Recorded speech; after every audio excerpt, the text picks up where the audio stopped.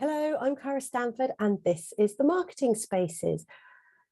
This is going to be a mini series on metrics. We're going to cover a few key fundamental principles about metrics. I'm sure many of you have come across them before.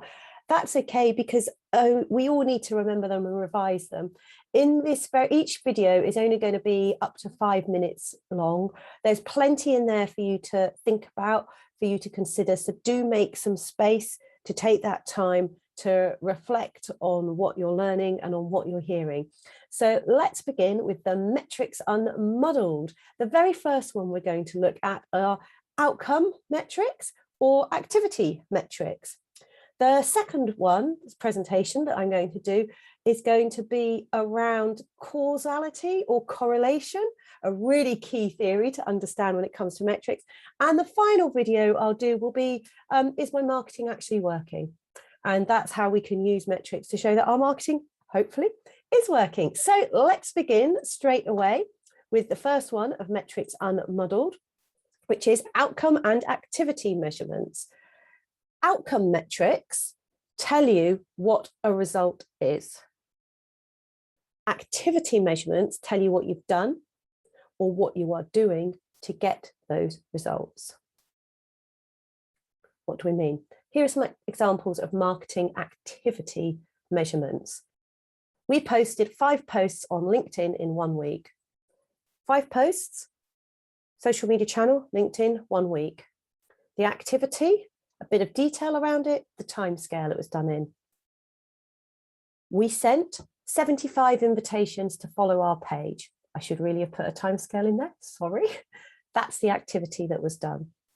We sent 500 e-shops on Monday. We did that activity. We attended 3 networking events in 1 month. These are all the marketing activities you are doing. Now, it is important to measure the activities. And one of the reasons it's important to measure the activities is to know, are you doing the right amount of activities? Are you doing the right amount? What happens if you increase the activity? What happens if you decrease the activity? But these are activity measurements. They're not necessary, they're not an outcome, they're not giving you a result, but you have to do these activities to get the result. Outcome measurements. We had 300 average views per post. That's an outcome. We had 50 new followers on socials. That's an outcome. We had a 35% open rate on e-shops. 10% of those people clicked through. As a result, we connected 24 new people connected with us. That led to 12 new members. These are the outcomes. They're the results of your marketing activity. The difference between them is here. This is activities. This is what you are doing. You are in control of this. You are in control of the activities that you do. The outcomes we can influence. As marketers, we do marketing activities because we want to influence an outcome in a certain way. So when you're setting your measurements, and this is very important when you're reporting back to, say, your team, your directors, investors, shareholders, or even for yourself, splitting out the activity measurements and the outcome measurements. The worst examples I see are where people confuse them and they'll say, well, we sent out 500 e-shops in 1 week. Lovely. Great. What was the result? What was the outcome? What was the outcome? I've given some examples here. So I like to structure things, as you know, and I like to structure things using the buyer's process, which I've put up here for you to recap on. And so it might be saying, right, actually, let's have an activity. What is the activity that we are doing at each stage of our buyer's journey to help them make that purchase decision, or whatever the decision might be, if it's a donation decision or a giving time decision? What's the outcome measurement? What's the conversion rate? So the first one, stage, awareness, interest. Our activity was to post 5 posts on LinkedIn in 1 week. The outcome was that we had an average view of 300 views per post. So that was 1,500 views per week. Lovely. There's no conversion activity rate yet.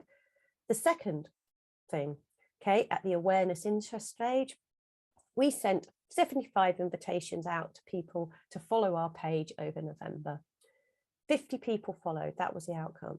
So out of 75 invitations that were sent, 50 people followed. So that is a ratio of 3 to 2. For every 3 invitations sent, 2 people followed.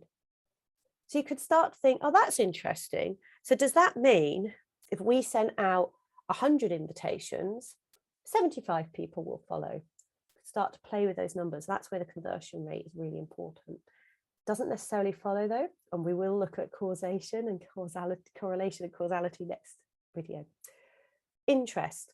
Our activity measurement was 500 e-shots were sent out. That led to a 35% open rate. That was our outcome. 10% click-through rate. Conversion rate. Out of 500 emails sent, we had, oh, I've combined the rates there, apologies. Let's call it out of 500 e-shots sent, 50 opened. If 50 opened, that meant for every 10 e-shot we sent, 1 person opened, or I've used click-through rates. You could see what I was getting at. So you could see where you could take every stage of the buyer's journey and just, you know what activity you need to do, because hopefully you've done your research, you understand your audience, you understand what they need at each stage. You do those activities, you see what outcome it generates, but you could start to work through your conversion rates. So my suggestion to you is to make some space to consider which activities you need to do at each stage. And if you're doing activities already, maybe review them, maybe think, do we need to do these activities? Which ones are key ones? What level of activity do you need to do? And what's the result that you want to get from it? So what's the activity? How are you going to measure it? So what level of activity means, are you going to, let's take this simple one, the LinkedIn posting. Are you going to post on LinkedIn 5 times a week? So your activity measurement is 5 posts on LinkedIn per week. And then you can break that down. You could say 1 post has to be personal. 1 post has to be conveying our expertise. 1 post has to be highlighting a team member or a new product or service. So then your activity measurement is, did we post 5 posts? Did they hit these topics? What's the outcome measurement you want from doing all those activities? And do that throughout the whole stage. Big thing I do see is we all get a bit hung up on the awareness and interest marketing, because that's kind of the stuff that we do a lot of. We have to do a lot of. Do remember all the other stages of marketing and the activities you have to do, there. So next, we're going to look at causal or correlative measurements. And then the final video will be, does your marketing actually make a difference?